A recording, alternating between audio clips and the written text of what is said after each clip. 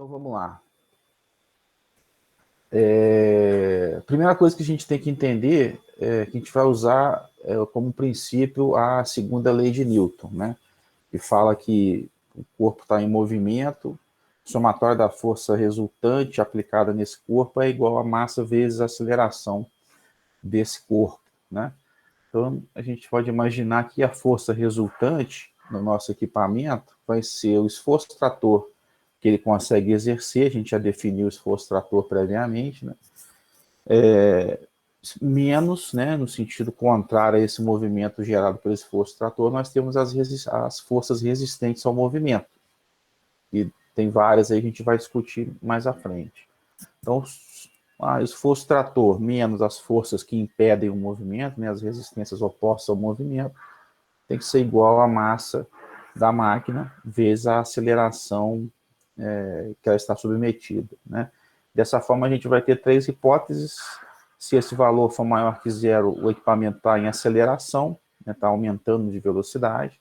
Se esse valor for igual a zero, a gente está no movimento uniforme.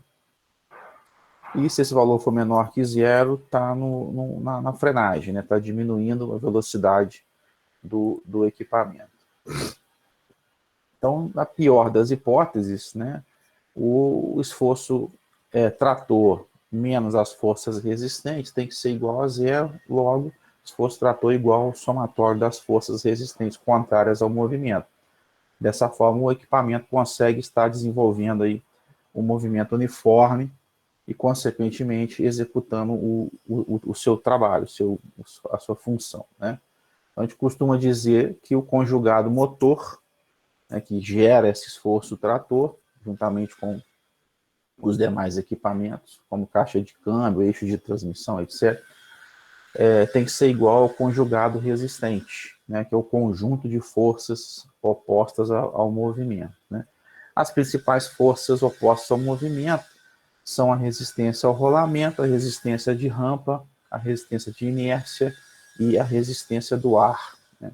A resistência ao rolamento é uma força, né, de repressão, né, contrária, exercida pelo solo ou pelo pavimento contra as rodas ou esteira da máquina, né, emitida em quilogramas. Pode-se considerar, então, como uma força horizontal mínima para iniciar o movimento com o equipamento.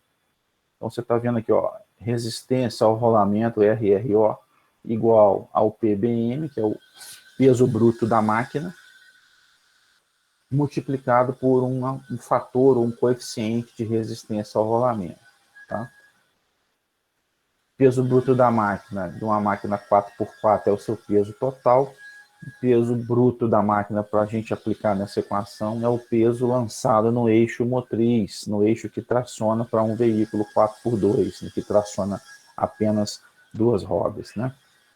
E o FRRO, como eu disse, é um coeficiente de rolamento ou fator de rolamento, expresso em quilogramas por tonelada ou em uma porcentagem desse peso da máquina. Essas observações aqui são válidas para veículos montados sob pneus, uma vez que a gente considera a resistência ao rolamento para veículos sob esteiras igual a zero. Porque o nível de aderência, de flutuação, de força aplicada, né, e transferida para o solo desse tipo de equipamento supera aí a maioria das forças resistentes, e a gente acaba considerando esse valor como igual a zero para veículos sob esteiras, tá?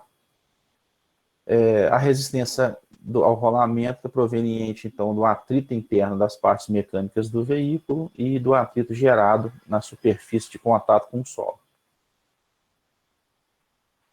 O que vai influenciar mais ou menos nessa resistência ao rolamento? As condições de superfície do solo, obviamente, a fricção interna, né, das peças e partes móveis do equipamento, a flexibilidade dos pneus, a pressão dos pneus, que está ligado também a maior ou menor flexibilidade, mas não necessariamente, a penetração desse pneu ou da esteira na superfície do solo, o peso nas rodas, né, se eu tenho uma carga maior ou menor na roda, evitando aí o patinamento, problema de aderência,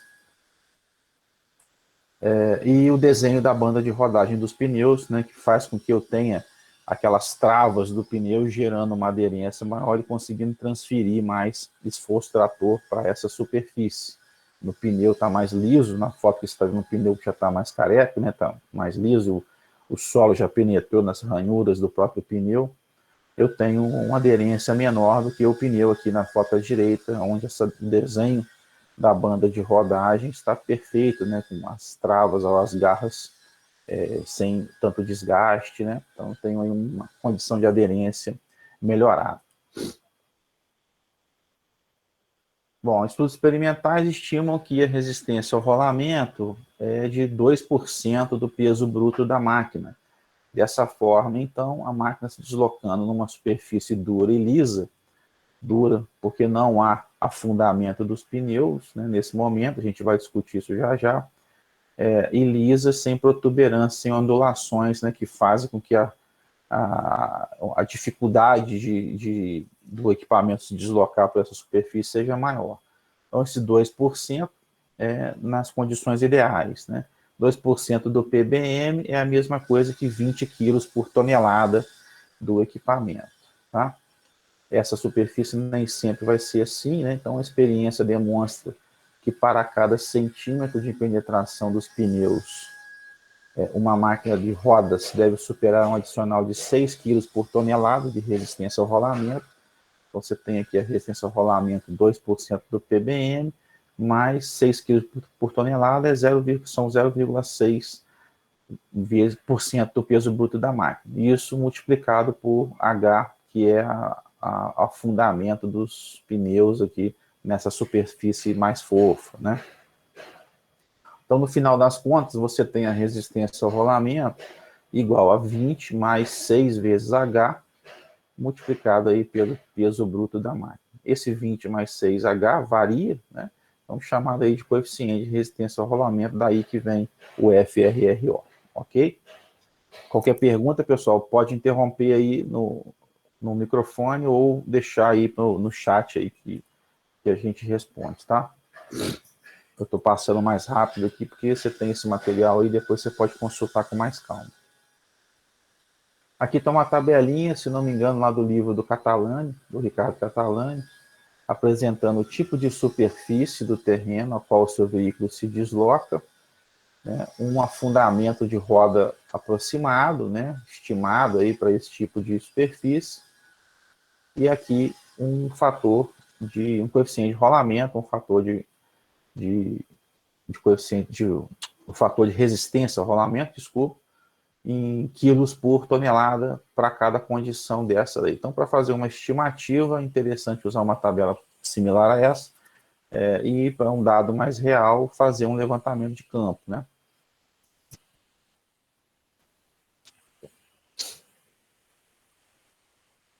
A resistência de rampa é a força da gravidade que deve ser superada ao subir uma rampa. A gente sente essa resistência de rampa quando a gente está andando a pé, subindo uma rua inclinada ou subindo uma escada. Ela age contra o peso total de qualquer veículo em aclive. Para inclinações menores do que 20%, a gente tem que a resistência de rampa é 1% do PBM vezes a rampa. Ou 1% do PBM é a mesma coisa que 10 kg por tonelada do equipamento, vezes o peso total do equipamento ou do eixo que o equipamento está tracionando, vezes a inclinação, vezes a rampa, em porcentagem, tá? É interessante a gente observar que aqui vale tanto para veículos de esteira quanto de pneus. Então, a resistência de rampa, ela atua em qualquer tipo de veículo. A gente vai ter duas condições no campo, a rampa ascendente, aí eu vou ter realmente uma resistência de rampa, essa força da gravidade a qual o equipamento tem que superar, ela é contrária ao movimento, e se eu estiver trabalhando na descendente, eu tenho uma assistência de rampa, né? Na verdade, essa força está atuando no veículo, mas ela está ajudando o veículo a aplicar o esforço trator, né? Então, resistência de rampa pode ser mais ou menos 10 vezes P vezes I, tá? Onde P é o peso bruto da máquina ou o peso no eixo. Não, aqui é o peso bruto da máquina mesmo, tá? Porque não é resistência de rolamentos, como a gente viu anteriormente, aqui a gravidade atua em todo o equipamento, tá? É fundamental, então, você já deve ter imaginado que é mais interessante trabalhar com corte, bulldozer, o motoscraper, por exemplo, que trabalha se deslocando, né, num declive, né? Sempre que eu puder cortar de cima para baixo, né, e já seguir com esse auxílio da resistência de rampa, a produtividade é um pouco maior. E, finalmente, a gente consegue chegar na resistência total, né, naquele somatório lá de resistências contrárias ao movimento, a chamada rampa efetiva ou resistência efetiva, que é a resistência ao rolamento mais a resistência de rampa. Lembrando que esse mais aqui pode ser mais ou menos. Se for rampa em aclive, é mais, é positivo. Eu estou somando a resistência ao rolamento, a resistência de rampa.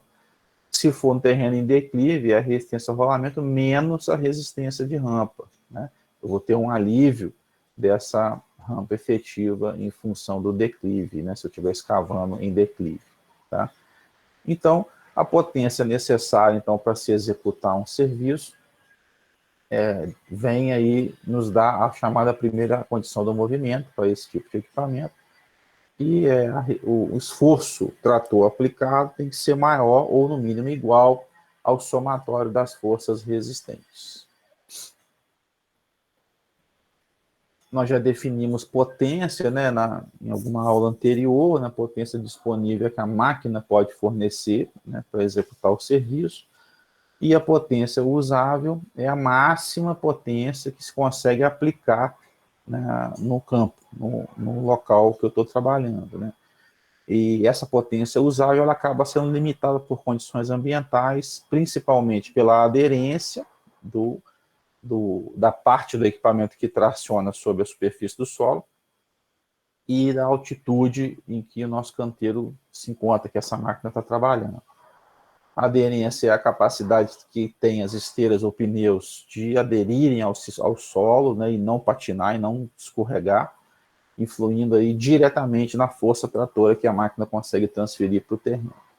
Ela é função do peso do próprio equipamento, né, e das condições de superfície. Sempre que o esforço trator for maior, né, do que a força de aderência, a máquina vai patinar, né? Imagina a situação de você estar com um carro muito potente e uma superfície pedregulhosa de cascalho, por exemplo. Você traciona, acelerando muito, aplicando um esforço trator muito grande no veículo, ele não vai arrancar constantemente, ele vai começar a patinar, porque você está aplicando uma força maior do que essa força de contato entre o pneu e a própria superfície. Então não adianta você alocar ou adquirir um equipamento muito potente, achando que a sua produtividade vai ser altíssima, se você não tiver aderência. A hora que você aplicar potência no motoscraper, por exemplo, ele vai conseguir se deslocar até o limite em que a força aderente fica igual à força do esforço trator. A hora que o esforço trator passar um pouquinho desse limite da força aderente, ele vai começar a patinar e você vai perder em produtividade, tá? Então a gente tem que estar sempre atento aí à limitação da aderência para a utilização, locação e aquisição dos nossos equipamentos, tá? Então, para não haver patinamento, a gente chega aí na segunda condição do movimento, que é esforço trator tem que ser menor do que a força aderente. Se ele for igual ou maior, o equipamento patina e não produz, não trabalha com eficiência. A aderência é representada, então, por um coeficiente variável com as condições do terreno, né? Força aderente é igual ao peso no eixo motriz, ou peso na roda que traciona, se for o caso. Se for veículo de esteiras, é o peso total do equipamento, né? Porque toda a esteira está em contato com o terreno, toda a esteira traciona. Se for um veículo de pneus, observando a imagem aqui, você tem que ver qual que é o eixo que traciona. No caso do motoscraper, é o eixo dianteiro, né? E no catálogo do fabricante, você consegue saber a porcentagem da carga, peso bruto do equipamento, né? O peso do equipamento vazio mais o peso da carga, esse que é o peso bruto. É a pior condição que a gente pode ter do equipamento rodando, né? Quando ele está carregado, ou quando ele está escavando, melhor dizendo. Então, 67% desse peso, para esse modelo do Motoscape aqui, é um CAT 631, é de 67% quando ele está carregado e 53% quando ele está descarregado, quando ele está vazio. Não, desculpa, é o contrário, né? 67% quando ele está carregado e 53% quando ele está... Nossa, falei errado de novo. 67% quando ele está vazio, descarregado, né? E 53% de carga no eixo motriz quando ele está carregado, tá certo? Se você observar, vou voltar nessa imagem, o catálogo do fabricante, eu peguei um aqui na motoniveladora da Caterpillar, você pega isso na internet, no próprio site do fabricante hoje tem disponibilizados aí os catálogos e dados dos equipamentos. E aqui você tem dados desde dimensão, né, altura do equipamento, 3 metros, 308 milímetros. O que mais? Eu separei aqui, ó, o comprimento máximo do equipamento.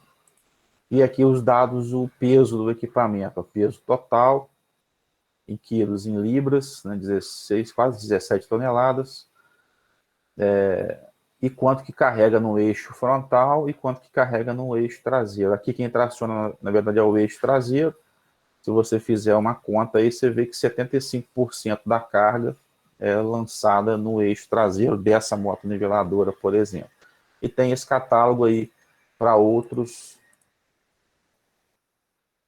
equipamentos, tá? Voltando aqui. Essa tabelinha mostra para a gente, ó, aqui a superfície em que o equipamento vai rolar, aqui se ele é de pneus ou se ele é de esteira, e o coeficiente de aderência correspondente, né? Então, você observa que pneu só ganha de esteira em superfície dura e lisa, aqui, ó, concreto. Se tivesse asfalto aqui, deixa eu ver se tem. Então, asfalto também é bem parecido com essa condição, né? Porque em superfície muito dura, a esteira não consegue cravar aquelas garras e fazer o travamento, e o coeficiente de atrito entre os dois materiais é diferente entre a borracha e o concreto, por exemplo, né? Agora, nos demais superfícies, em qual a esteira é imbatível, ou aqui também material de pasto de pedreira também ocorre uma dureza maior, você vai ter menos aderência com a esteira de aço, né? Esteira de borracha, você já consegue uma aderência maior. Então, o trator de esteira, ou equipamento montado sobre esteiras, vai ter uma aderência maior quando a superfície não é tão rígida, ao passo que o trator de pneus ou o veículo de pneus já tem essa condição para a superfície mais rígida. Superfície mais fofa, que produz afundamento, o equipamento de esteiras trabalha melhor.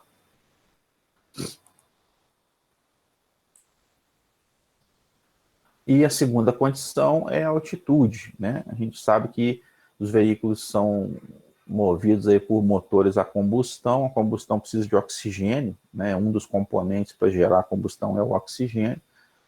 A cada 100 metros de desnível acima de 1.000 metros de altitude, há uma perda de 1% de potência da máquina devido à diminuição do oxigênio contido no ar.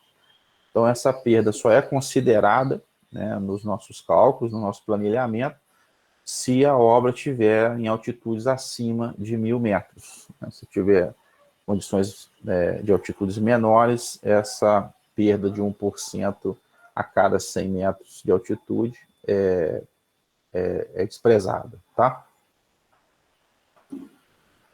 Então, como eu falei, a gente tem uma aplicação simples aqui só para tirar qualquer tipo de dúvida. Vamos fazer a seguinte análise aqui, ó. Um trator de esteira com peso igual a 23 mil quilos, esse já é o peso bruto do equipamento, opera num aclive de 20%. E qual seria a tração máxima utilizável, considerando que a máquina trabalha sobre solo de argila molhada? E depois, qual seria a rampa máxima de trabalho nessas condições? Vamos usar as equações que a gente acabou de ver para fazer essa avaliação. A equação principal é resistência total ou rampa efetiva é igual a resistência ao rolamento mais a resistência de rampa. O trator é de esteira, como foi informado no início, resistência ao rolamento zero. a resistência total, então vai ser igual à resistência de rampa, que é 1% do peso bruto da máquina, multiplicado pela inclinação, pela rampa, né?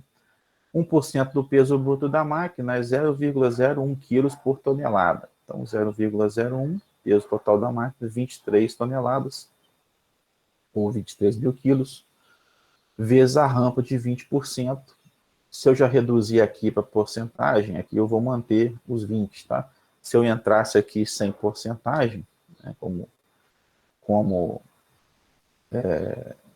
já transformando isso aí, né, para número direto em quilos, né, e não reduzindo aqui a porcentagem, eu transformaria esse 20% aqui em porcentagem. No caso aqui eu já fiz aqui, senão estaria reduzindo isso aqui em mais 100 vezes, né? Multiplicando isso aqui, eu chego a uma resistência total de 4.600 quilos, que é a resistência contrária e a rampa que o equipamento precisa aplicar de esforço trator para fazer o movimento. O coeficiente de aderência, deixa eu ver se eu tenho aqui, tá aqui, ó. Coeficiente de aderência, qual que é a nossa condição de terreno? Eu passo para frente, ele volta. É terreno argila molhada, né? Então, essa tabelinha aqui deve ter alguma coisa assim, argila seca, argila molhada. O meu equipamento é de esteiras, coeficiente de 0,70. Né? Então, voltando. Caramba.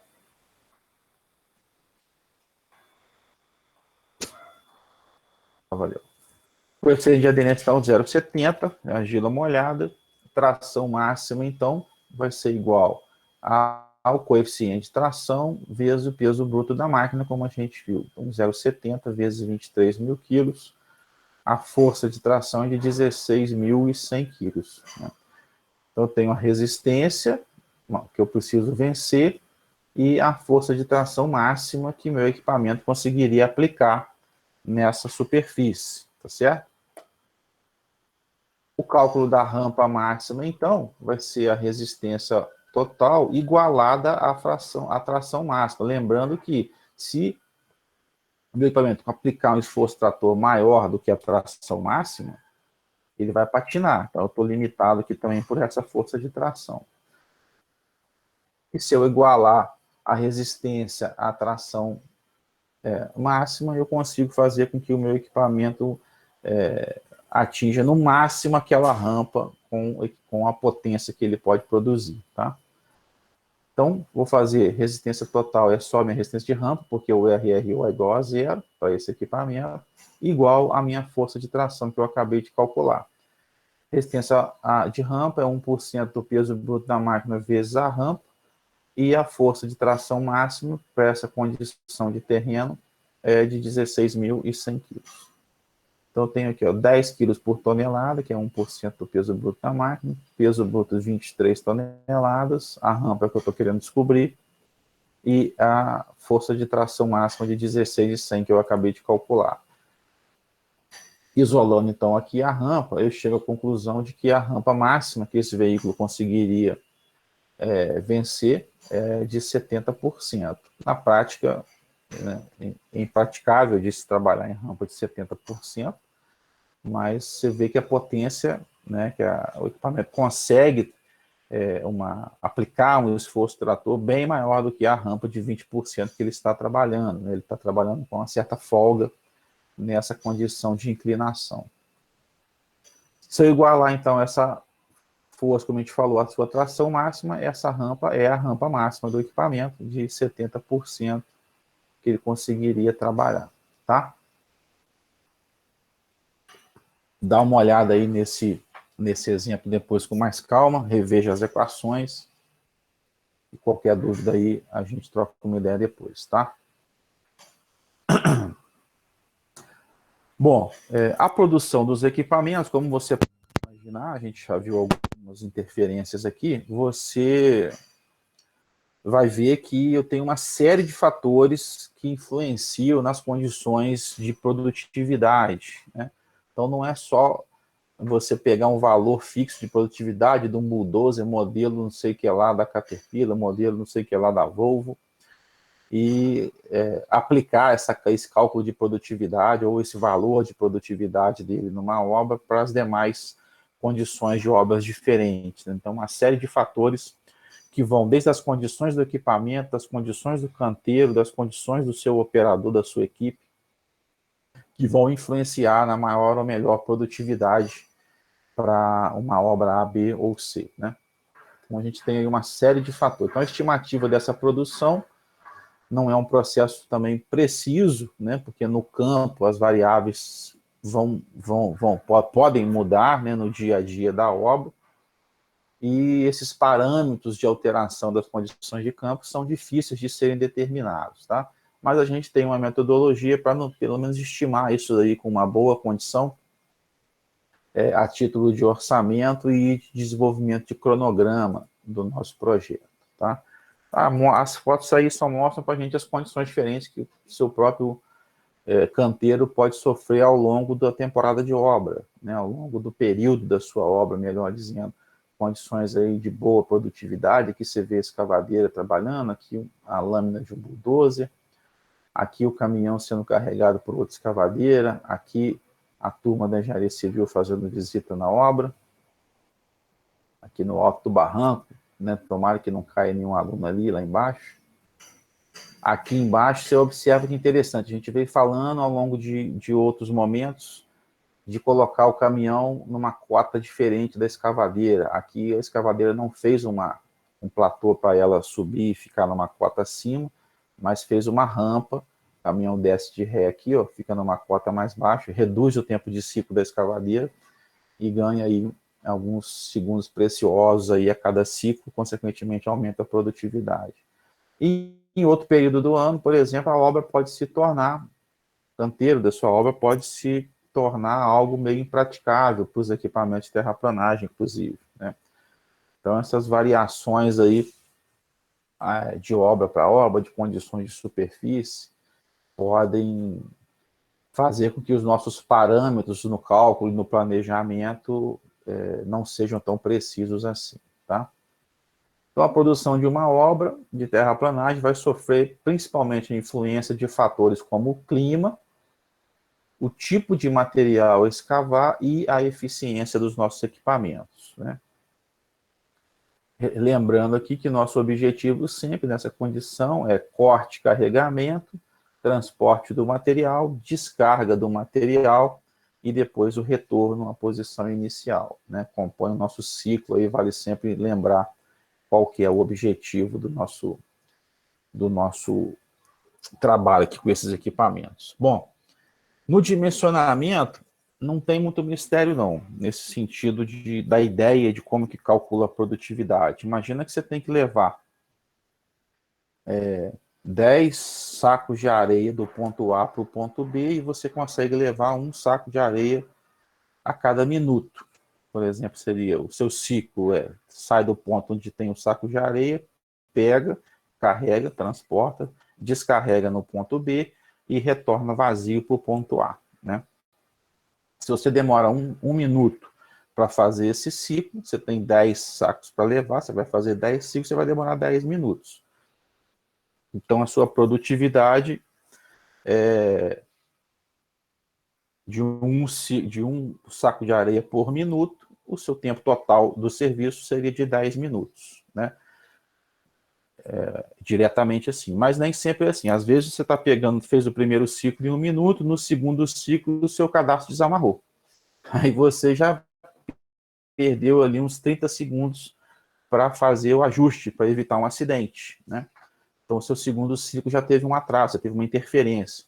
Conseguiu terminar, fez o terceiro ciclo, fez o quarto, no quinto ciclo, uma outra pessoa te chama, ô fulano, como é que você vai resolver isso assim, uma dúvida qualquer do próprio trabalho, né? Precisa de ajuda? Você já perdeu ali uns 15 segundos nesse ciclo.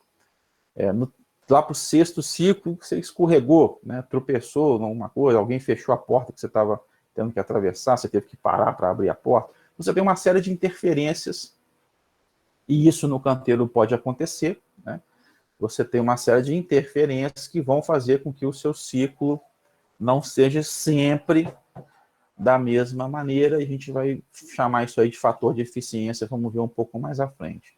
Mas o ciclo eu tenho que determinar, né? Um dos pontos primordiais aí no planejamento e no dimensionamento da produção dos equipamentos, né?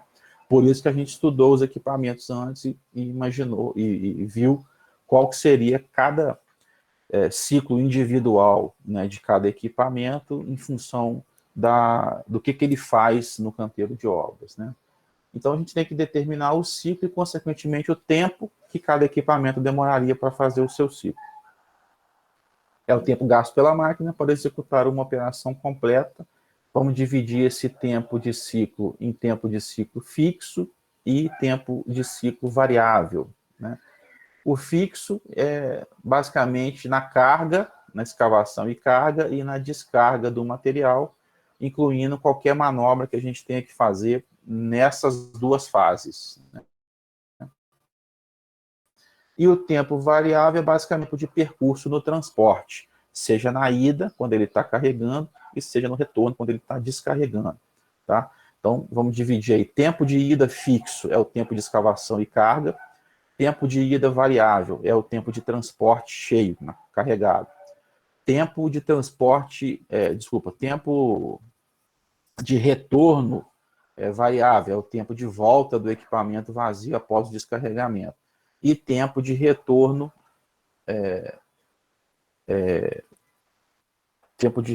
variável e tempo de retorno fixo, que é o tempo lá que ele demora para fazer o descarregamento do material lá no Botafora ou no aterro, tá? O que causa perda de tempo no canteiro de obras? Interessante a gente pensar nisso, como a gente estava citando o exemplo do saco de areia e das interferências que poderiam ocorrer em cada ciclo.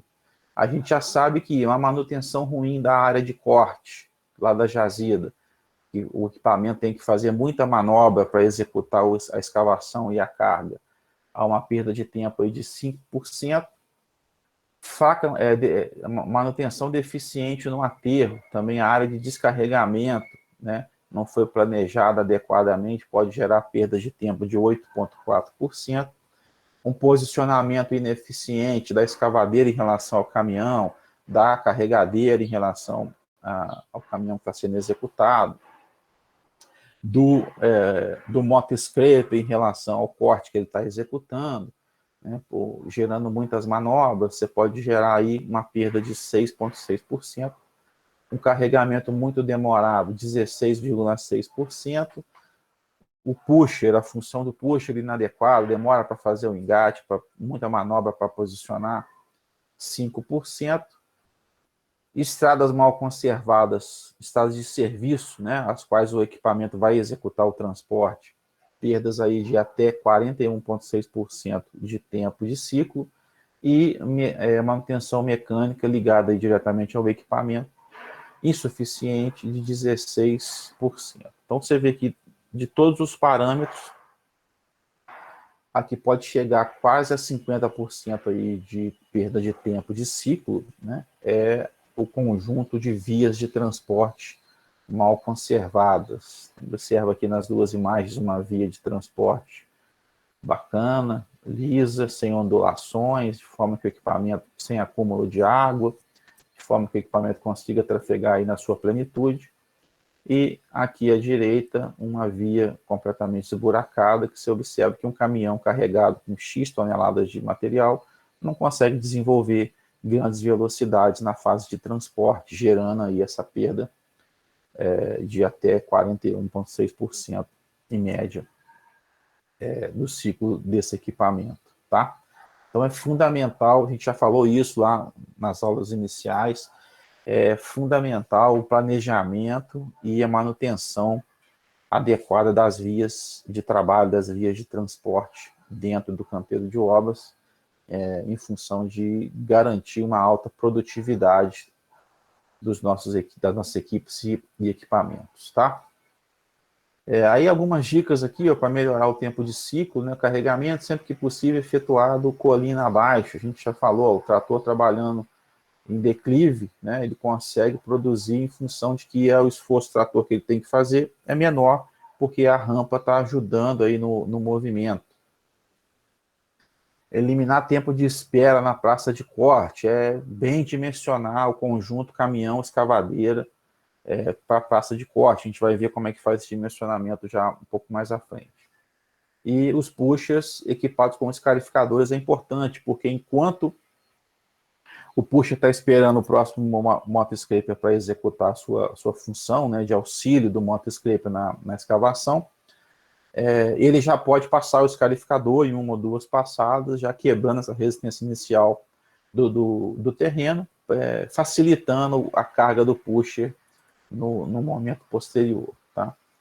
E para melhorar o tempo variável, a gente deve planejar cuidadosamente os traçados das estradas de serviço, né, por onde os veículos vão fazer o transporte do equipamento, e manter uma constante conservação das vias de serviço. Você trabalhar, imagina o caminhão está subindo uma via dessa aqui, ó, impraticável, carregado, né, descarregado, ele já vai lento, carregado, ele não consegue nem subir. E você ter problemas de escorregamento das vias de serviço, ou problema de falta de estabilidade do terreno, de falta de drenagem da via de serviço, é fundamental aí um projeto adequado e a manutenção e conservação constante. É muito comum, pessoal, nas vias de trabalho, em obras de terraplanagem, numa obra de uma barragem, numa obra de terra de grande porte, você programar equipes de tempos em tempos para fazer vistoria e manutenção das vias de transporte. Num final de semana, por exemplo, que a obra pode estar parada, a equipe de manutenção está trabalhando, né? No feriadão, por exemplo, é interessante você fazer esse tipo de planejamento das vias. E sempre que ocorre períodos de muita chuva, né, alguma precipitação mais intensa, faça uma vistoria e uma manutenção, principalmente na drenagem dessas vias. Mesmo que temporários, o dispositivo de drenagem tem que existir, porque já está mais do que comprovado que eles aumentam a vida útil e as condições de trafegabilidade da via, tá? Bem, e ficou faltando, então, esse item do fator de eficiência que eu acabei de falar para você. Se você já conhece o tempo de ciclo do equipamento, se você já conhece o equipamento em si, a sua capacidade de carga, você já consegue dimensionar ou averiguar qual que seria a sua produtividade, correto? A capacidade de carga dele é um saco de areia e o tempo de ciclo é 1 minuto. Então, ele consegue produzir um saco de areia por minuto. Vamos levar isso para um motoscraper, por exemplo, capacidade de 26 metros cúbicos e o tempo de ciclo lá de 5 minutos. Então, ele consegue transportar 26 metros cúbicos a cada 5 minutos. Você produz isso aí metro cúbico por hora, para ficar mais palatável aí, ó, a unidade, a forma de apresentação da unidade.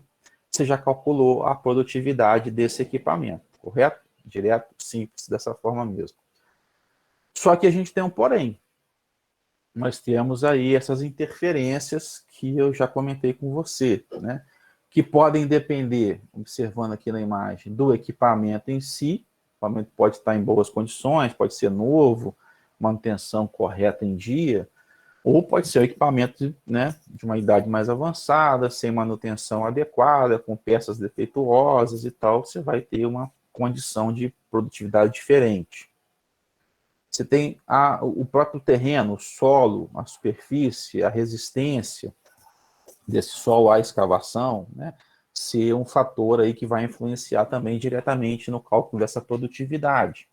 Então, o mesmo equipamento trabalhando num solo de resistência maior vai ter uma produtividade mais baixa, porque ele vai demorar mais para quebrar esse solo e, consequentemente, produzir a escavação, do que num solo de menor resistência, né?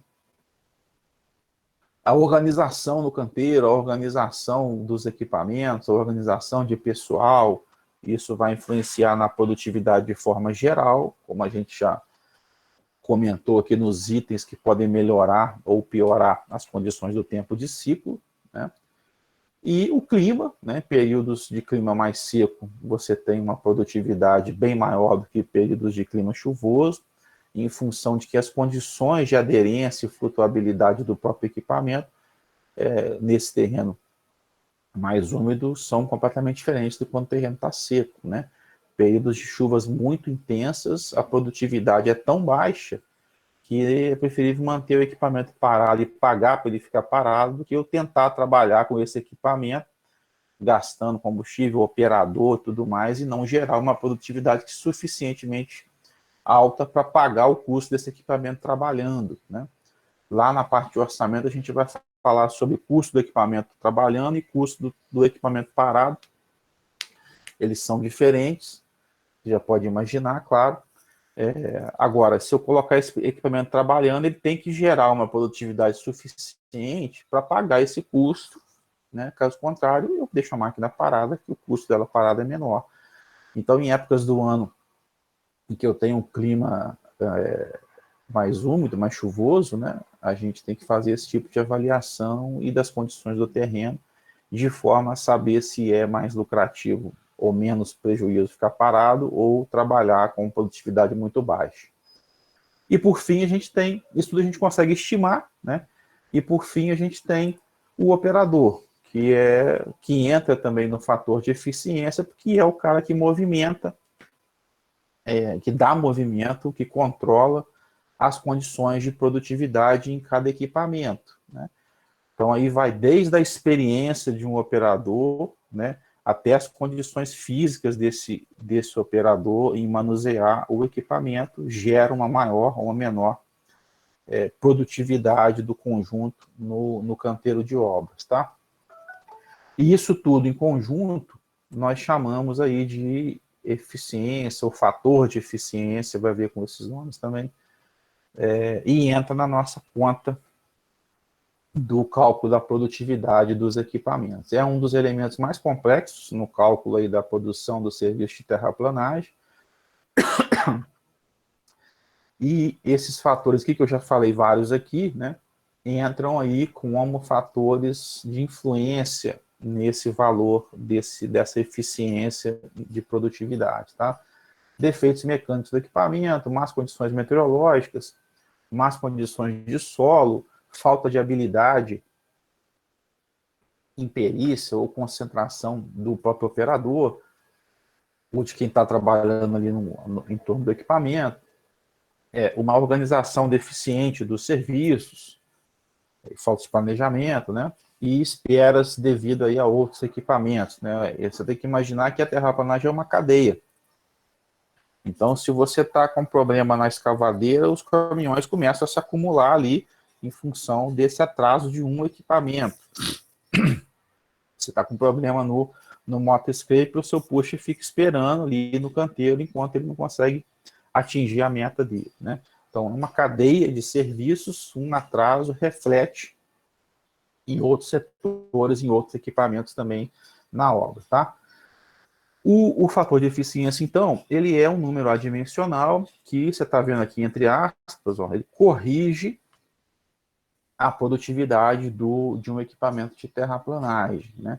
Na verdade, ele tenta fazer um ajuste, porque se eu não aplicar o fator de eficiência, ele é um número adimensional menor do que 1, então, se eu não aplicar o fator de eficiência, eu estou trabalhando com uma produtividade de 100% do conjunto equipamento operador e canteiro, né? Então, eu determinei aí uma produtividade, essa seria a máxima que o equipamento conseguiria produzir nessas condições. Só que devido a esse conjunto todo de interferências, a gente tem uma produtividade sempre menor no campo do que essa estimada de 100%, né?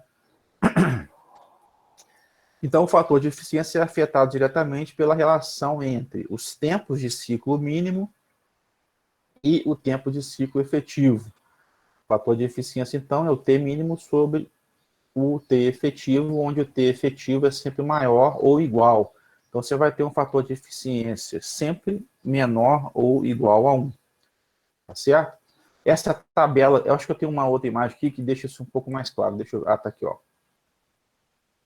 Imagina que eu tenho o tempo de ciclo, o ciclo do equipamento de 1 hora, né, uma produtividade de 1 hora, em que 10 minutos eu considere como perda de tempo, né, o fator de alguma interferência, com a interferência de algum fator, e 50 ele trabalha efetivamente, né? Então, se eu pegar 50 minutos que ele trabalha efetivamente, dividir pelo tempo pelos minutos que eu tenho em 1 hora, eu chego a esse fator de eficiência aí, tá? Então vai depender, eu vou comentar isso aqui já, vai depender de cada equipamento, tá? São considerados aí, ó, valores de fator de eficiência de 0,84, onde eu tenho excelentes condições, tanto de trabalho, que está ligado aí ao equipamento e ao pessoal e à minha equipe, quanto excelentes condições de eficiência mecânica, que está ligada ao equipamento.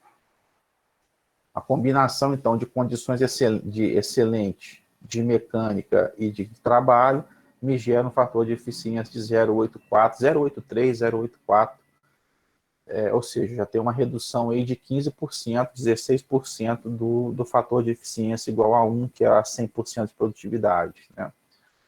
Ao passo que, se eu tiver más condições de equipamento e más condições de trabalho, equipe sem preparação, inexperiente, terreno ruim de ser escavado, muito resistente, ou com baixa aderência, por exemplo, eu posso ter uma redução de produtividade de quase 50%. Então, a gente tem que fazer esse tipo de avaliação para calcular a produtividade efetiva, digamos assim, do nosso trabalho, tá? Esse parâmetro, então, pode ser afetado de forma mais direta pelo encarregado da obra no sentido de aumento da produção, né? Então, você, como encarregado, né, pode observar onde que está ocorrendo essas perdas de produtividade e fazer ajustes no próprio canteiro, né? Em última análise, o fator de eficiência exprime o número de horas efetivamente trabalhadas e as horas que o equipamento fica à disposição. Também é uma outra forma de você calcular. O número de horas efetivo de trabalho dividido pelo número de horas do turno de trabalho, né?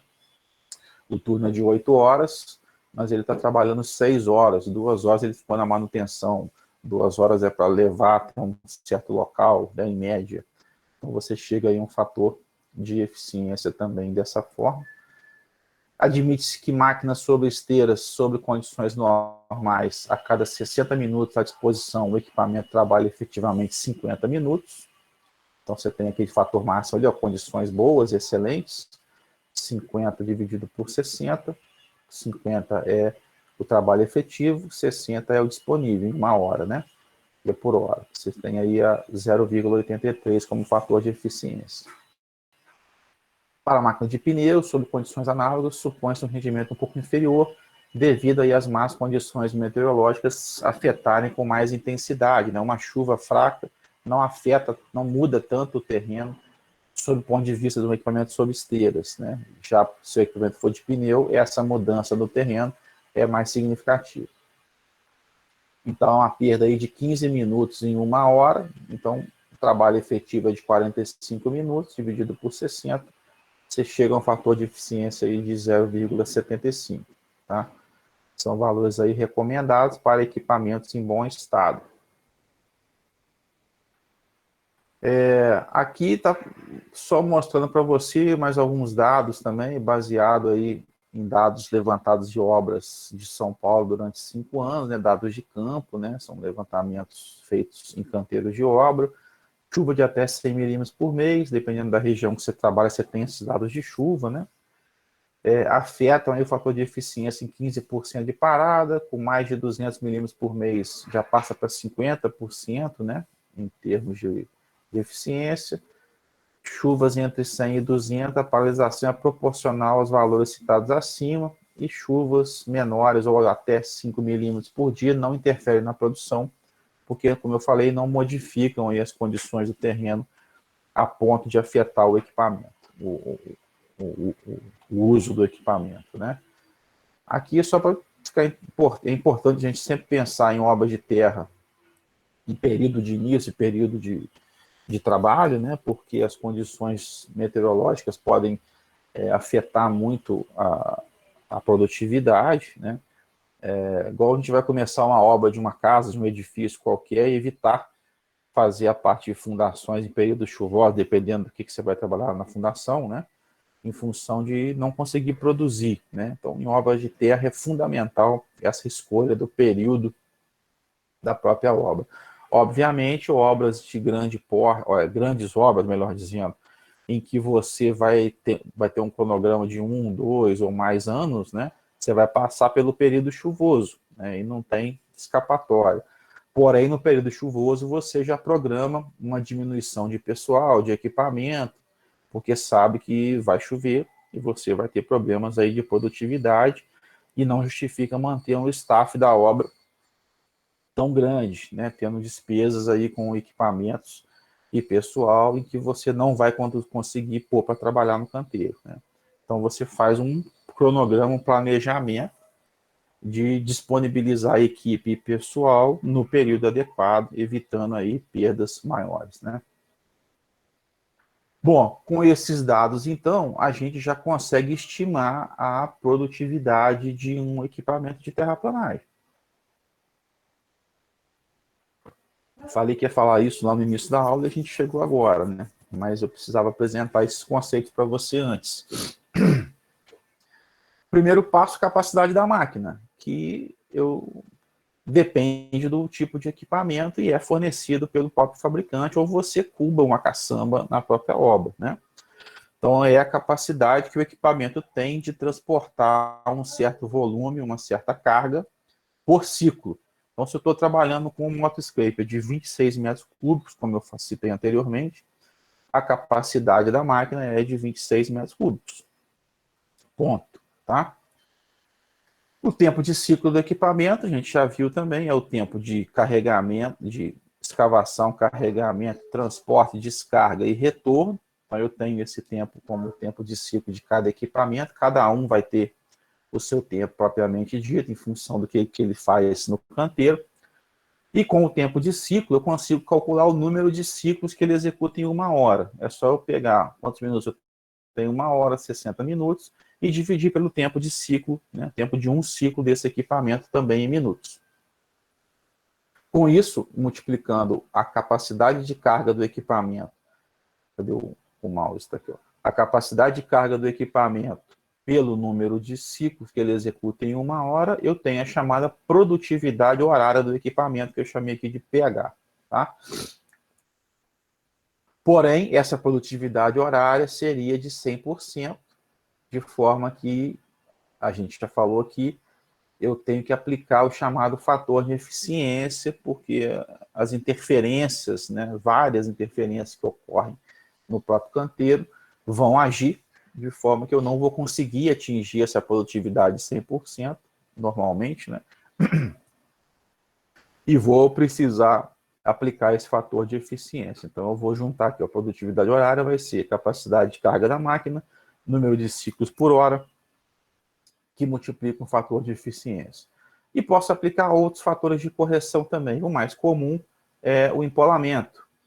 Estou escavando um material e vou transportar o material empolado, né? Então, a gente faz essa correção, costuma fazer também essa correção do empolamento na nossa produtividade horária, porque é o material transportado que está mandando, né?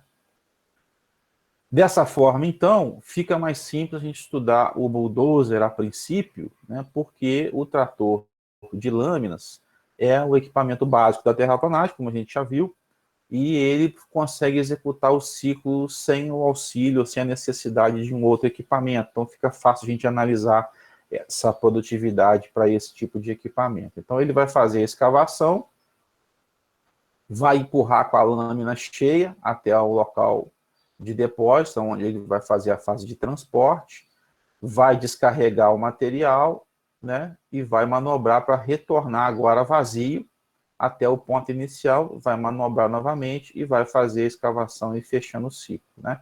Então, ele consegue executar, obviamente, já vimos isso no artigo que vocês fizeram o trabalho, o primeiro trabalho, falava sobre certas distâncias em que os equipamentos têm aí uma otimização, nesse caso aqui, 100 metros é uma distância máxima para esse equipamento, devido à baixa velocidade, principalmente, e também devido à capacidade da lâmina ser limitada.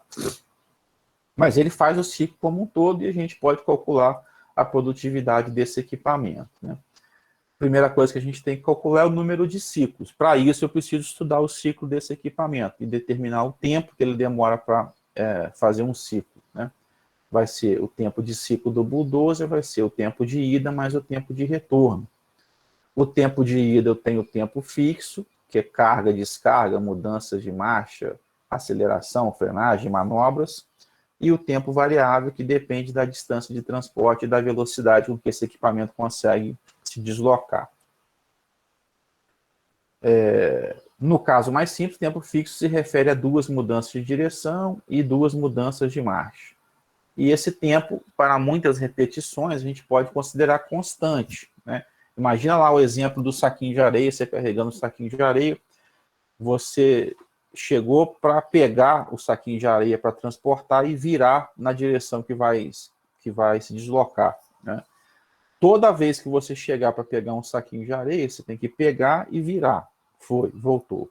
Pegou e virou. Esse tempo de pegar e virar, que seria manobras e iniciar a fase de carregamento, e fazer o carregamento, que é pegar o saquinho, né? Você pode imaginar que vai ser dentro de uma média, vai ser um valor constante ao longo de todo o serviço, né?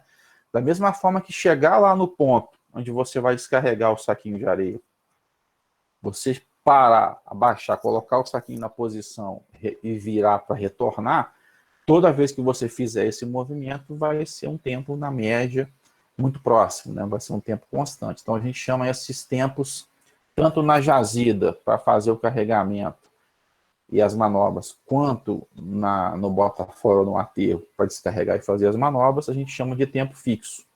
Tá? E os tempos, deixa eu passar aqui, ó. Os tempos variáveis, ou o tempo variável, melhor dizendo, ele está ligado a 2 pontos principais. O primeiro é a distância de transporte e a velocidade de deslocamento, né?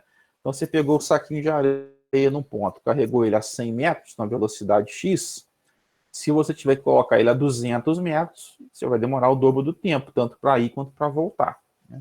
Então, o tempo variável, ele depende basicamente da distância e da velocidade de deslocamento.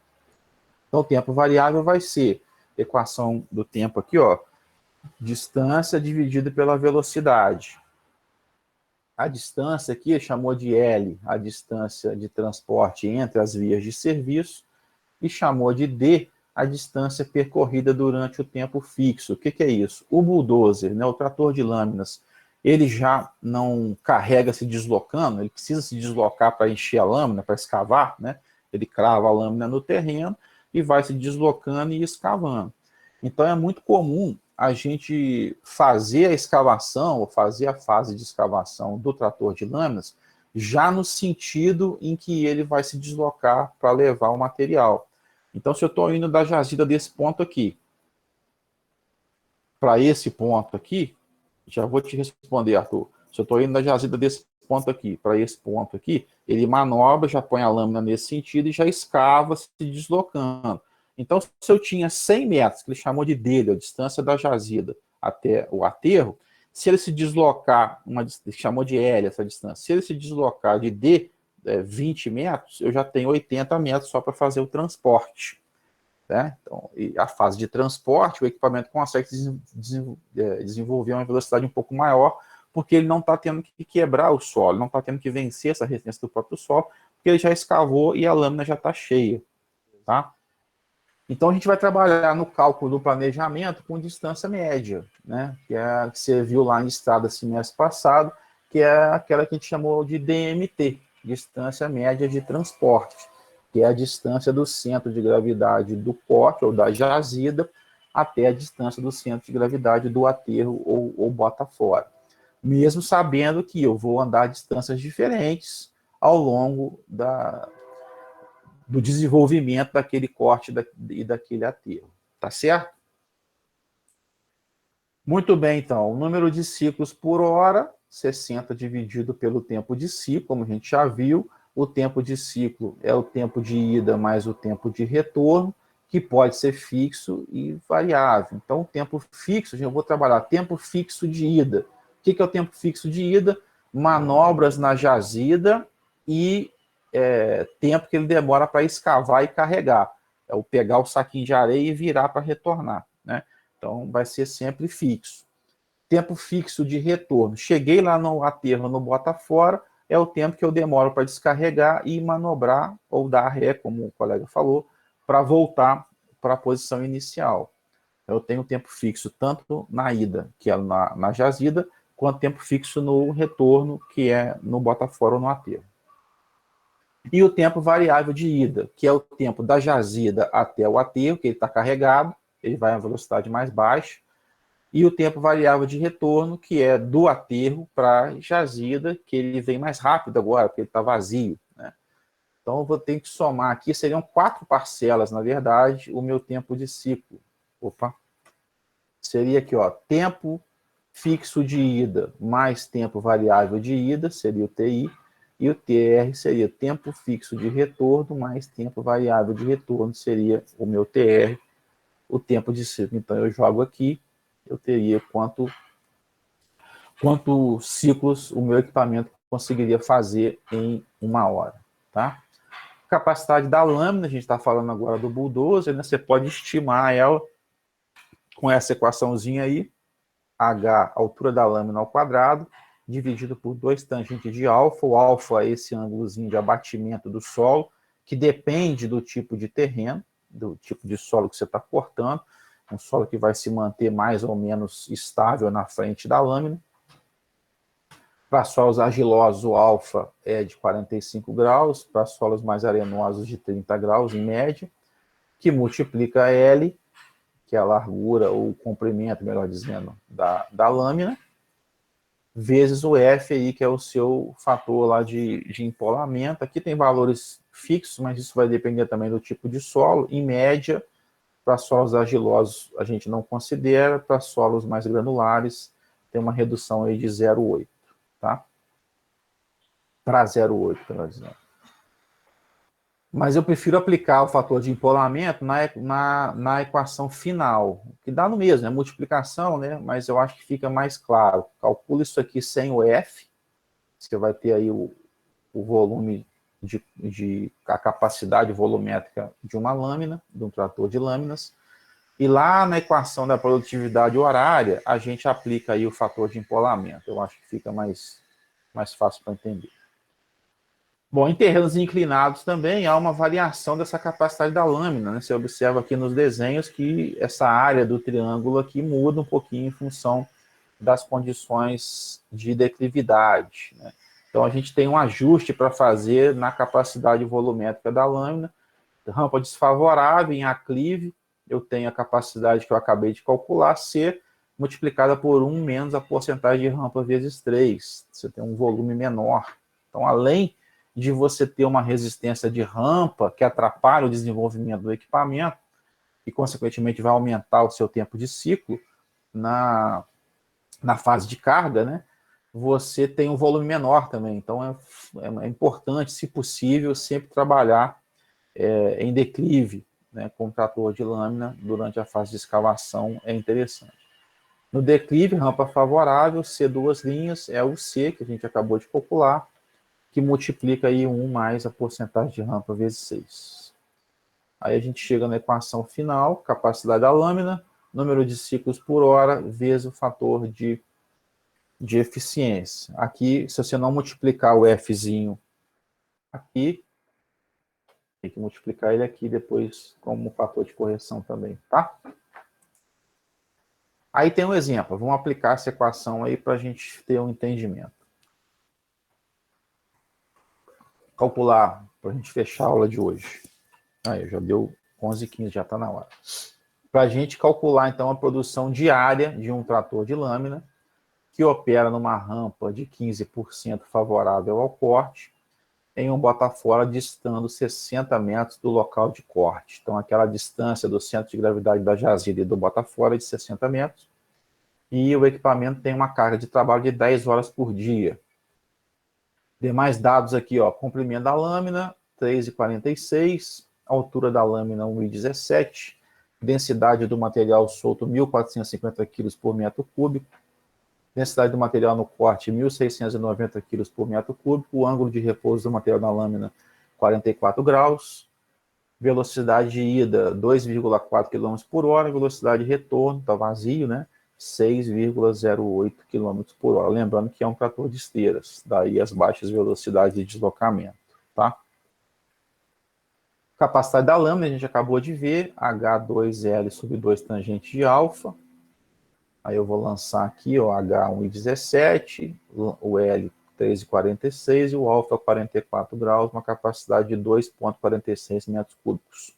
Então, cada ciclo ela conseguiria transportar 2,46 metros cúbicos desse material, sem correção até o momento. Vou fazer uma correçãozinha, porque eu sei que eu estou trabalhando numa rampa favorável, então estou trabalhando, estou cortando num declive, né, que é o mais interessante, como a gente já comentou. Numa rampa de 15%, então eu vou aplicar o C duas linhas, C, que a gente acabou de calcular, 2,46, mais 1, que multiplica, desculpa, 1 mais porcentagem de rampa, 0,15, 15%, vezes 6, olha só, em declive a gente conseguiu aí um volume por ciclo bem maior, de 4,67 metros cúbicos, tá? O fator de correção do solo é o empolamento, então é a densidade do material que foi dada aqui, ó. Densidade do material solto dividido pela densidade do material natural, 0,86. Eu posso corrigir aqui agora, aí lembrar de não colocar lá depois no final, ou deixo para colocar essa correção no final, tá?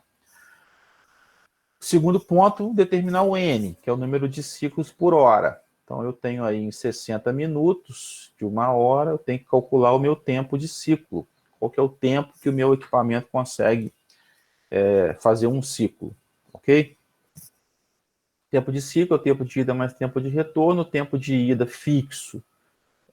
Se for na nossa apostilinha, na página 37, ou tem no livro do Ricardo Catalani, ou outra fonte aí que você tiver em mãos, possivelmente vai ter uma tabelinha de tempo fixo de alguns equipamentos, que são determinados aí em experiência de campo, tá? Então, vamos trabalhar com um tempo fixo de 30 segundos. Que tempo é esse que o bulldozer consegue fazer? Manobras na jazida e escavação e carga. Toda vez que ele chegar na jazida, ele vai demorar 30 segundos para manobrar, escavar e encher a lâmina, né? A partir disso aí, ele já está fazendo a fase de transporte, não está mais enchendo a lâmina. Eu vou calcular, então, o tempo variável para essa condição. Bom, eu tenho a velocidade de ida do equipamento, 2,4 km por hora. Durante esses 30 segundos que ele está escavando e enchendo a lâmina, nós já vamos fazer com que ele se desloque nessa fase na direção do bota fora, né? Para quê? Para que eu já consiga percorrer uma distância entre jazida e bota fora durante essa fase de escavação, para economizar tempo, né? Então, a distância que ele percorre durante o tempo fixo, durante esses 30 segundos aqui, ó, de tempo fixo, a essa velocidade de 2,4 km por hora, que eu só converti para metro por segundo aqui, o 0,66 é essa velocidade aqui de 2,4, só que agora em metros por segundo, eu multiplico velocidade vezes o tempo, eu tenho a distância que ele conseguiu percorrer. Então, ele percorreu aí 19,8 metros durante a fase de escavação. Eu arredondei para 20 metros aqui. Essa, então, é a distância percorrida durante o tempo fixo. Tá? 20 metros. Então, a distância que ele vai ter que se deslocar na ida vai ser 60 metros, que é a distância total, menos a distância que ele percorreu na ida, menos 20 metros, que a gente acabou de calcular. Ele vai percorrer 40 metros. Tá? Se eu dividir isso pela velocidade, né, aqui estou convertendo para metro por segundo, 60 sobre 1000, se eu dividir pela velocidade, distância pela velocidade me dá o tempo. É o tempo que ele demora para se deslocar da jazida até o bota fora, 1 minuto. Tá? Então, o meu tempo de ida vai ser o tempo fixo de ida, 30 segundos, que foi tabelado, mais o 1 minuto que eu calculei. Então, 1 minuto e meio de tempo de ida. Já o fixo mais o variável. Vamos fazer a mesma coisa para o retorno. Então, ele vai chegar lá e vai manobrar. Não foi dado nada, eu vou trabalhar com uns 30 segundos também. Vamos supor que ele demora isso tudo para fazer essa manobra, descarregar e fazer essa manobra lá. Vamos partir desse princípio, eu vou comentar esse tempo ao término do exercício. A velocidade de retorno é maior, né? 6,08 km por hora. Vou fazer a mesma coisa. Em 30 segundos, né, pode voltar de ré, por exemplo, como o Arthur falou, pode manobrar, ele consegue girar 180 graus no próprio eixo, jogando uma esteira para frente e outra para trás, por exemplo.